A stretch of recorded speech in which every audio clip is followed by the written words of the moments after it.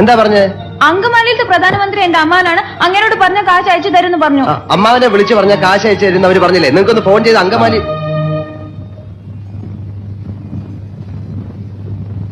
അങ്കമാലിയിലെ അമ്മാവൻ ആരാന്ന് പറഞ്ഞു? പ്രധാനമന്ത്രി.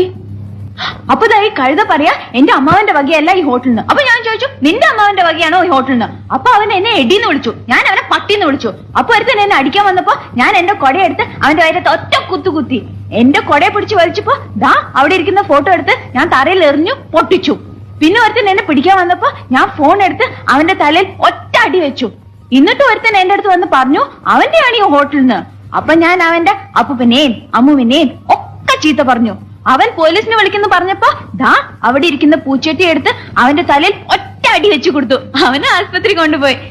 ഞാൻ വേറെ ഒന്നും ചെയ്തില്ല, ഇത്രേ ചെയ്തുള്ളൂ. അതിനാണ് ഇവന്മാർ ഇങ്ങനെ ബഹളം വെക്കുന്നത്.